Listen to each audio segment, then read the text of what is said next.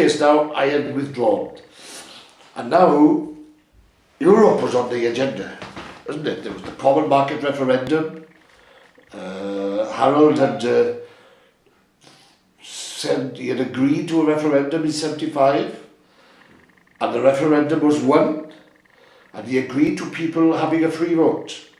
So it enabled Edward Heath and Roy Jenkins and those people to campaign together, and him, because he became pro-market now, right? And it enabled Enoch Powell, Michael Foot, Tony Benn to vote, to campaign no. But the unions held sway and they voted to stay in Europe as well. Now then, so that now unleashed a new scene of they needed MEPs for the European Parliament. And around 78, I think it was, and by which time my mother had passed away. She very, very suddenly, she had passed away. Now, to get the chronological order right here now, so they sought nominations. And there were about 13 candidates. There were 7 constituents in the West Wales seat for Europe. 13 candidates.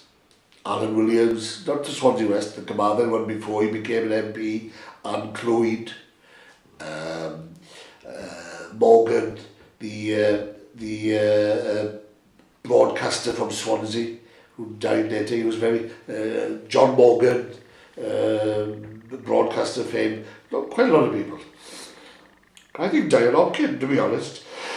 And John Marrick, who became the MP for Wrexham, but back in those days was down in Pembroke, not in politics, but in a job. He and Dr. Marrick and his wife.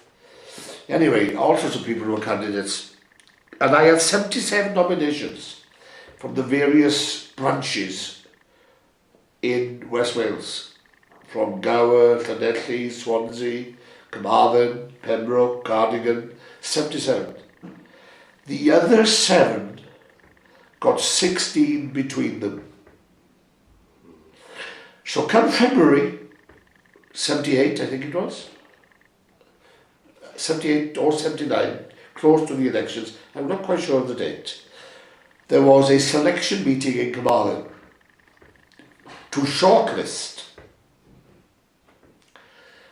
And my father, who was on the selection committee, rang me up lunchtime and he said, "You're not going to be in this. You are not going to be on the shortlist. All mayhem has broken out here, but the selection committee group have recommended that you are not to be on the shortlist. So there's a special meeting this afternoon where we are trying to get your name back on the shortlist." Right? And it failed. It failed. So with 77 nominations to the 16, Anne Clwyd only had 7, and she became the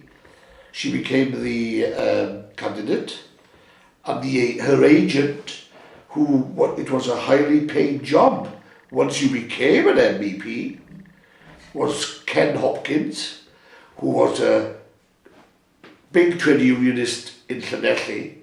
And he and a guy from a union in Swansea had organised it to make sure that I didn't get the vote. It even went as far as this.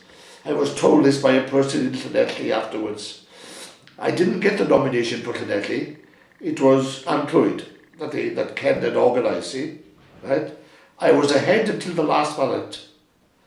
Right? They were short, the people were being all spoken, and then process of elimination of ballots. It was now between Anne and me.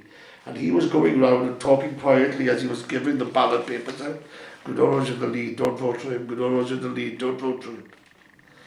That was the extent of the deliberate attempt. But I'd had an inkling on the West Wales State Development Committee, because this guy Hopkins had told me on a train journey back from London, "You're too pro-European for us in West Wales."